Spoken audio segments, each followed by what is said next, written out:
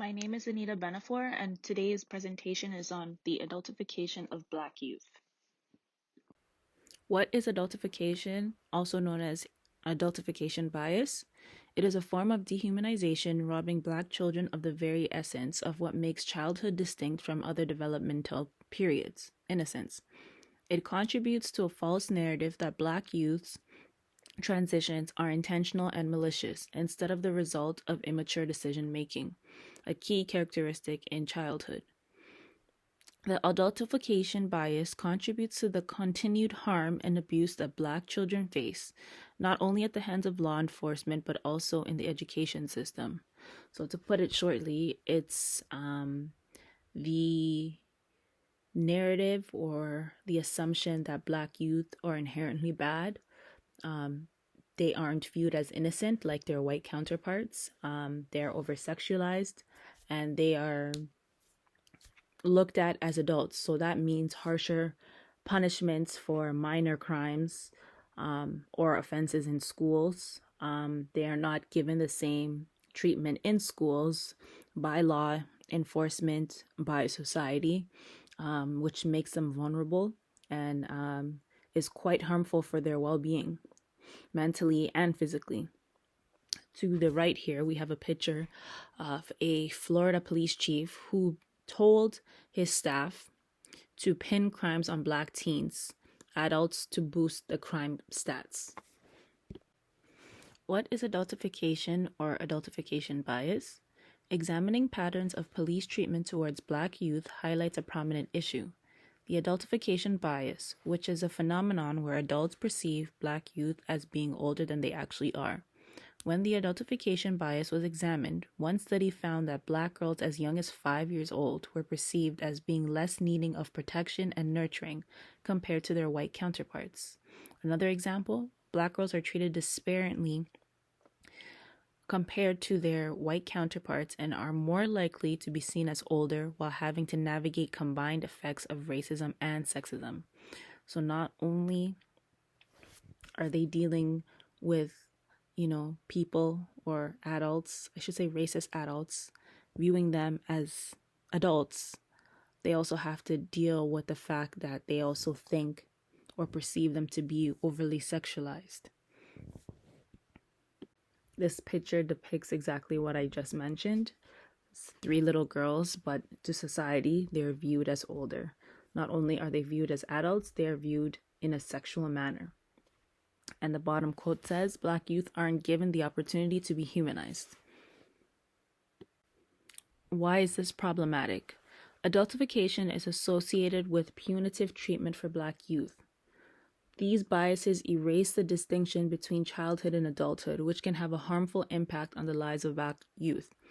It is as they are viewed as aggressive and criminals, leaving them vulnerable to dehumanize Black youth harm. This plays into negative stereotypes of Black people, i.e., angry Black women, or criminal tropes of Black boys, which ties into hypermasculinity.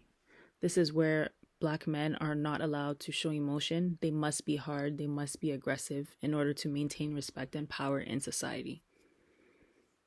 Also, they aren't viewed as children and are more likely to be harshly punished over their white counterparts in various sectors, given education, criminal justice, employment, and society in general. In the US, Black girls experience this as early as age 5, according to research. A study done by Georgetown Law states adults believe Black girls need less nurturing, less protection, less support, and less comforting than their white counterparts. This also forces Black children to grow up and adapt quickly in society, as they aren't viewed as innocent as their non-Black counterparts. Black boys are inherently bad. Research indicates that Black boys are perceived as older and less innocent when compared to their white counterparts. Black boys can be seen as responsible for their actions at an age where white boys still benefit from the assumption that children are essentially innocent. Very, very interesting. Black girls equal less innocent, hypersexual, and aggressive. So the picture to the left is how racist adults view Black girls in society. And here are some of the negative stereotypes associated with that. Black girls are seen as loud, they're seen as promiscuous and overtly sexual, they're seen as angry, they're seen as aggressive, threatening, and disrespectful, and overall, they are perceived as less innocent than their white counterparts from a very early age, as depicted in this picture. Here are some tweets from some girls just explaining their experiences with adultification. Naomi Wadler states, one of the ways that Black girls experience adultification bias is by being singled out and reprimanded for behavior that is appropriate for their age. Have you experienced this? Let us know. And Naomi shares her story. When I was helping to lead my school walkout, my principal said, Naomi is being very aggressive. My mom responded and said she just asked to reinstate the state-required recess that you took from her and the other kids working on the walkout. Let Black girls be. Share your story. G-Town Law POV Center. Another example. Black girls detail harsh consequences. Black women's lived experience echo a 2017 study that found adults view young Black girls as less innocent. Almost all the Black girls and women we talked to said they experienced adultification bias as children. Let girls be. Someone else wrote, I am glad adultification bias is being exposed, but it's certainly not a new phenomenon. Its roots go back all the way to America's greatest sin, slavery. The same bias is also applied to Black boys. Neither group is viewed through the lens of an innocent child. Let Black girls be. Thank you for this reel. I experienced it as a child. My daughter is also experiencing this in her life. So this is clearly something that is still going on. I've even experienced this in my life countless times. And it's actually kind of sad because I've experienced this with white people and with Black people. Sometimes even with the Black people, it's more aggressive. Black girls are punished at a disproportionately higher rate in schools and in the criminal justice system than their non-Black peers. They are 2.7 times more likely to be referred to the juvenile justice system. They are also suspended more, about 5 times more than white girls. They are 2 times more likely to be disciplined for minor offenses and violations like cell phone uses at school than their non-racialized peers. They are 20% more times likely to be charged with a crime. Adultification is linked to harsher treatment and higher standards for Black girls in school. So essentially, Black girls are tried and viewed as adults as opposed to children. There's a quote on the right that says, adultification bias is horrible and something that must end. It is an obvious truth that Black girls are treated less than in the school system and in general. They are seen as more prone to disruption / breaking the rules than their white counterparts and are treated worse. Thinking back, I can think of at least a few examples in my diverse high school of Black girls being treated unfairly. Black girls, your life is precious. Don't let these racist adults' view of you shape your view of yourself. And I couldn't agree more. Adults attempt to change Black girls' behavior to be more passive. Adultification bias can lead to educators and other authorities to treat Black girls in a developmentally inappropriate ways. Factors that contribute to adultification bias include racism, sexism, and poverty. Adults have less empathy for Black girls than their white peers. Examples of adultification in the media. In 2012, the world was gripped by the killing of 17-year-old Trayvon Martin, who was shot by neighborhood watch captain George Zimmerman, who thought Martin looked suspicious because he was holding a can of Arizona and a hoodie. The fatal shooting death of 16-year-old Black girl Ma'Khia Bryant this summer. Many who watched the graphic video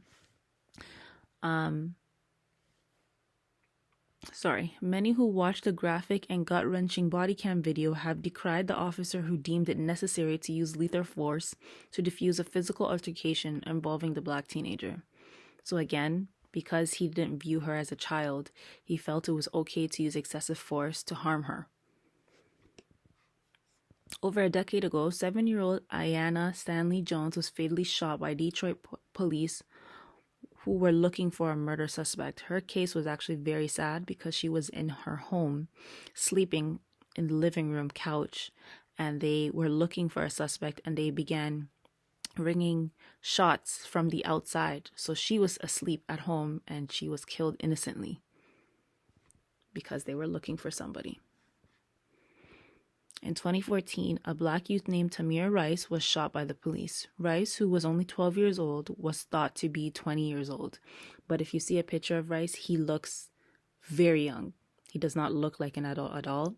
And he also had some mental health issues. So that is another interesting twist with this adultification, because it seems to be a trend that when white serial killers or white youth in general commit heinous crimes, the cop-out for them is they have mental health issues, and because of that, their punishments are less severe. Whereas when black youth do actually have mental health issues, because of adultification bias, they are disregarded and they are still given punishments like adults, even though they are children. Another case, in 2015, a video of McKinney, Texas police officer Eric Casebold went viral. He was filmed yelling at black teenagers and threw one teenage girl to the ground while kneeling on her back. The video sparked rightful outrage at the excessive force used on the young girl. So again, I'm not really sure why there's this correlation with some officers in the US and kneeling on people. You guys have guns. You guys are trained to serve and protect people, but yet you feel the need to use excessive force. It's abuse, and it's not okay. And I'm happy that people are calling this stuff out. One of the most famous cases in the U.S. Was the shooting death of Michael Brown, which actually sparked the Black Lives Matter movement. He was gunned down. He was 18 years old. He had an issue with a Ferguson police officer. I'm just going to read a little excerpt. Let's see here. On August 9, 2014, Michael Brown Jr., an 18-year-old black man, was fatally shot by 28-year-old white Ferguson police officer Darren Wilson in the city of Ferguson, Missouri, a suburb of St. Louis. Brown was accompanied by his 22-year-old friend Dorian Johnson.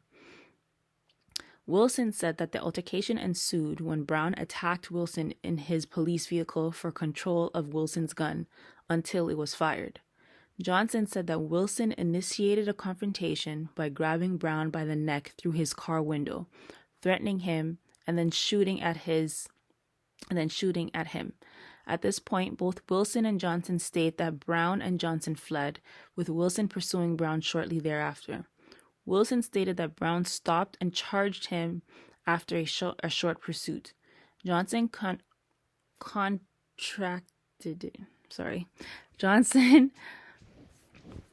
contradicted his account, stating that Brown turned around with his hands raised after Wilson shot at his back. And that's the famous line, "My hands are up, don't shoot."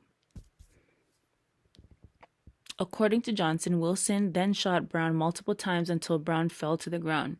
In the entire altercation, Wilson fired a total of 12 bullets, including twice during the struggle in the car. The last was probably the fatal shot. Brown was struck 6 times, all in the front of his body. Examples of adultification in the education system. Systemic racism and discrimination, as opposed to propensity for bad behavior, explain the significant differences in the ways that black and white students are disciplined. This is from Maynard in 2020. Black girls are 2 times more likely to be disciplined for minor offenses, such as cell phone use at school, than their white peers. Black boys are more likely to be expelled or suspended for minor violations at school. Black boys are suspended 3 times more over their white counterparts for the same offenses in school. In 2017, the vast majority of TDSBs, more than 300 expelled students, were males in secondary schools. Of those, 48% identified as black, in comparison to 10% who were white. Black boys are encouraged to excel in sports, such as basketball and football, or trade programs out of high school, whereas their non-black peers are groomed to excel in academics and go on to pursue post-secondary. You're probably wondering why. Well, racial stereotypes held by teachers play a significant role in the streaming of Black students. Instructors continue to hold racial stereotypes that affect their interaction with Black youth. There is an assumption that Black people are not intelligent and can only succeed through sports and entertainment. In the 2017 report towards race equity in education, researchers discovered that in comparison to white and other racialized students, Black students were less likely to be enrolled in academic streams in Toronto schools.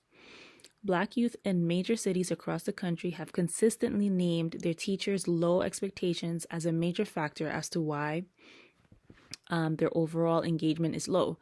These youth report that they are pressured into vocational training or into adult education, that they are not encouraged to finish on a regular academic track, and that they are steered away from challenging courses. Another excerpt from Maynard's 2020 book. When they are being streamed into lower track education programs, Black students are disproportionately assigned to the learning platforms that have inadequate resources. So this is like the applied programs or the programs underneath applied for students who may have English as a second language, even though that might not even be the case. They are just not encouraged generally to pursue higher education. I even experienced this at my high school, and I was in academic. But my guidance counselor thought it would be best for me to come out of academic, even though I had no issues in terms of grades. He just felt it would be easier for me because he's interacted with students that were similar to me. When he said that, I didn't even take in what he meant by that in terms of race. It would be easier for me to apply for a college and look for a trade. Black students were twice as likely to drop out of school than their other students. Also, Black students were underrepresented in gifted programming and were overrepresented in basic level programming, so think of applied versus academic, through Ontario schools. In Toronto, Black students make up 13% of the student body, but only 3% of those labeled gifted, compared to white students who are 1/3 of the student population, but more than half of those were labeled gifted. Killing while white. White gunmen who commit heinous crimes are often treated differently, with police being able to apprehend white suspects and bring them safely into custody. Why is this? 21-year-old Dylan Roof, who's pictured here on the right, was safely arrested after entering Emmanuel African Methodist Church in Charleston, South Carolina, and killing 9 innocent people in 2015. What was even more disturbing is reports that police brought Roof Burger King following their arrest. Can you imagine? In 2020, during protests of the shooting of Jacob Blake in Kenosha, Wisconsin, a 17-year-old gunman, Kyle Rittenhouse, used an AR-15 assault rifle to kill 2 people and injured a third. Law enforcement apparently offered Rittenhouse and a group of militia members water at some point before the shooting took place. In March 2021, Robert Aaron Long, 21, shot and killed 8 people, with 6 of them being Asian. Cherokee County Sheriff's Officer, Director of Communications, remarked that the shooter was having a really bad day. So again, like I said earlier, whenever these white boys do these sort of terrorist attacks, I'm going to call it a terrorist attack because it is, they are humanized. They are, the media, I will say, seems to harp on the good that these boys have done in the past, or if they post pictures of them in the news or on newspapers, it's pictures of them smiling, it's pictures of them with their family. Whereas when Black children or youth or Black people in general commit crimes, they are so quick to go on their social media accounts and find negative or stereotypical images of them. They never post pictures of them smiling with their family.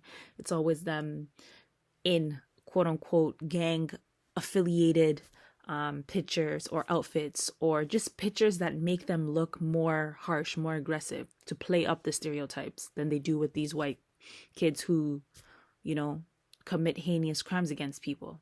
And again, they also use the mental health card.